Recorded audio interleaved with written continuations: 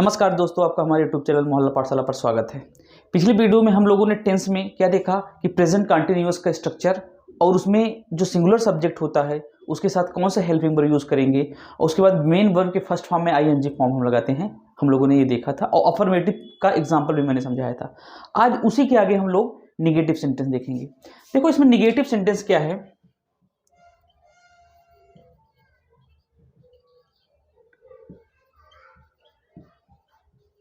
Negative sentence में सबसे पहले हम क्या लिखेंगे, सेम वही पूरा हमारा स्ट्रक्चर रहेगा, बस केवल जो हमारा हेल्पिंग वर्ब होता है इज एम आर उसके बाद नॉट लगा देना है। मैंने क्या बोला कि जो सब्जेक्ट होगा, सब्जेक्ट के जस्ट हमारा सब्जेक्ट के बाद जस्ट हमारा हेल्पिंग वर्ब आएगा और मैंने बताया था हेल्पिंग वर्ब में क्या क्या आता है, इज आता है, एम आता है और आर आता है, इज एम आर। इसके जस्ट तुरंत बाद हम नॉट लगा देंगे। जैसे ही नॉट लगाएंगे हमारा क्या हो जाएगा, निगेटिव हो जाएगा। उसके बाद मेन वर्ब के फर्स्ट फॉर्म में आईएनजी लगाते हैं। क्या लगाते हैं, आईएनजी ऐड कर देते हैं। उसके बाद फिर हमारा ऑब्जेक्ट होता है। तो इसको मैंने बताया था। तो ये निगेटिव का स्ट्रक्चर था। अब इंट्रोगेटिव का इसी समय तुरंत देख लेते हैं, उसके बाद एग्जांपल करते हैं।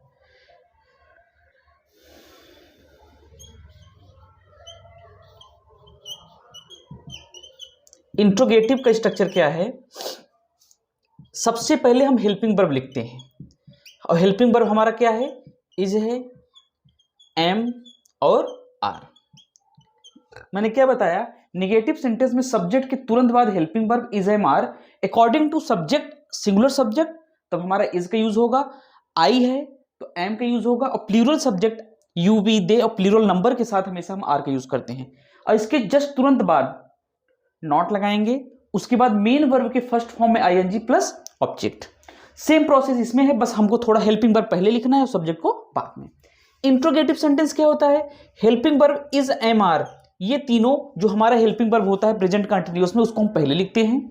उसके तुरंत बाद हम क्या लिखेंगे, सब्जेक्ट लिखेंगे और इस सब्जेक्ट पर डिपेंड करता है कि हम इसका यूज करेंगे, एम का यूज करेंगे कि आर का यूज करेंगे, अकॉर्डिंग टू सब्जेक्ट।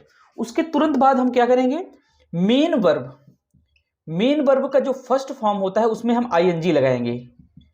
उसके बाद ऑब्जेक्ट, उसके बाद ऑब्जेक्ट। तो निगेटिव सेंटेंस हो गया, इंट्रोगेटिव सेंटेंस हो गया। उसके बाद हम क्या करेंगे, interrogative plus negative. Interrogative plus negative में क्या होगा, सेम वही रहेगा, बस सब्जेक्ट बाद नॉट लगा दो। Helping verb plus subject plus not plus main verb का फर्स्ट फॉर्म में हम क्या ऐड करेंगे, आईएनजी प्लस ऑब्जेक्ट। तो इस तरह से हम निगेटिव सेंटेंस, इंट्रोगेटिव सेंटेंस और इंट्रोगेटिव प्लस निगेटिव सेंटेंस का स्ट्रक्चर देखा। मैंने इसमें इंट्रोगेटिव प्लस निगेटिव को क्या बताया, हेल्पिंग वर्ब। और एक चीज और, इंट्रोगेटिव में अगर लास्ट में हम क्वेश्चन मार्क्स नहीं लगाएंगे तो गलत हो जाएगा। इसमें भी हमारा क्वेश्चन मार्क्स लास्ट में लगेगा। ये ध्यान देना कि इंट्रोगेटिव और इंट्रोगेटिव प्लस निगेटिव में लास्ट में क्वेश्चन मार्क्स लगेगा। अब डबल इंट्रोगेटिव और डबल इंट्रोगेटिव का भी स्ट्रक्चर करा के तब एग्जांपल हम लोग करते हैं। तो इसको आप लोग स्क्रीनशॉट ले लो या इसको पूरा नोट डाउन कर लो, उसके बाद मैं आगे बताऊं।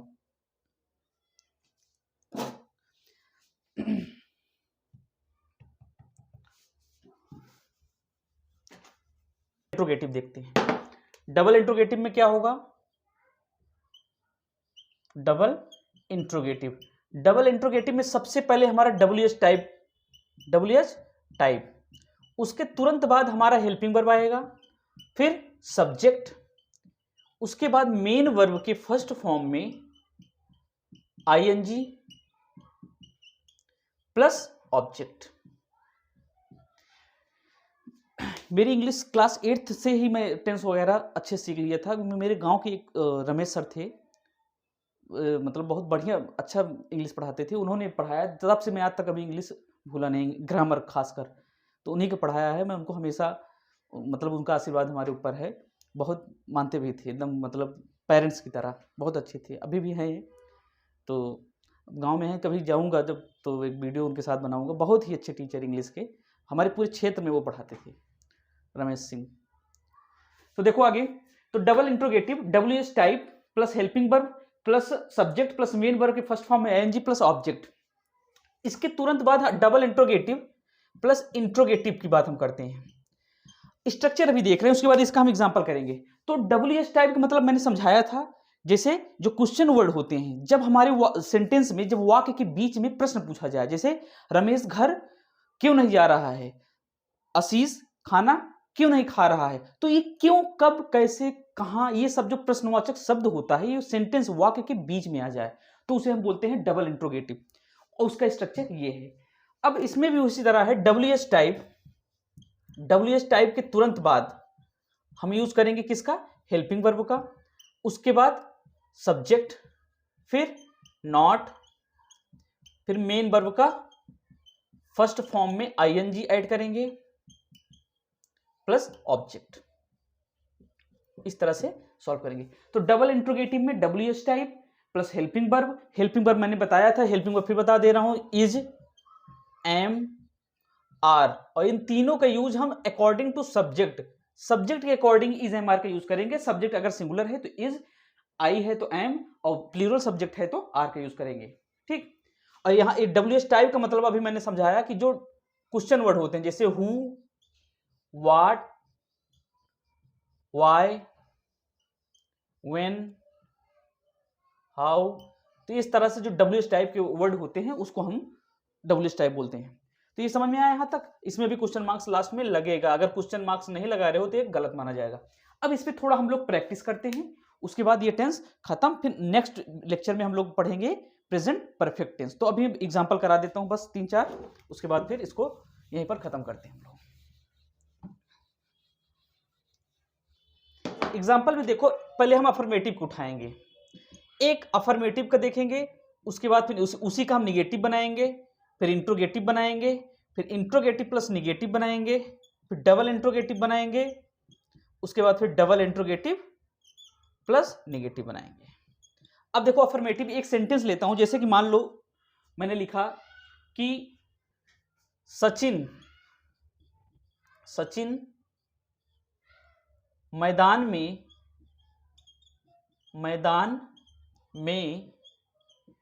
क्रिकेट खेल रहा है,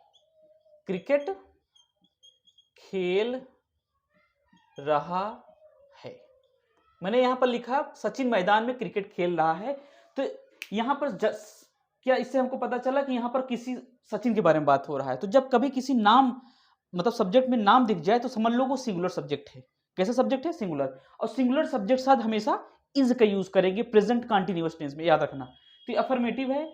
अब इसका अगर हमको निगेटिव बनाना होगा तो मैं बोलूंगा सचिन मैदान में क्रिकेट नहीं खेल रहा है, और उसी का प्रश्नवाचक वर्ड बनाना होगा तो हम बोलेंगे क्या सचिन मैदान में क्रिकेट खेल रहा है, या हम बोलेंगे इसका क्या सचिन मैदान में क्रिकेट नहीं खेल रहा है।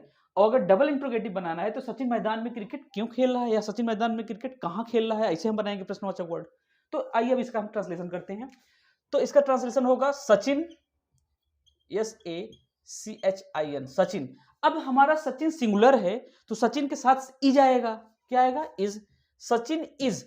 उसके तुरंत बाद अब देखो हमारा मेन वर्ब क्या है, मेन वर्ब हो रहा है खेलने का। सचिन कौन सा काम कर रहा है, खेलने का कर रहा है। तो सचिन इज प्लेइंग, क्या लिखेंगे, सचिन इज प्लेइंग, क्या खेल रहा है, क्रिकेट खेल रहा है। तो प्लेइंग द क्रिकेट, अब सचिन क्रिकेट खेल रहा है लेकिन कहां खेल रहा है, मैदान में खेल रहा है।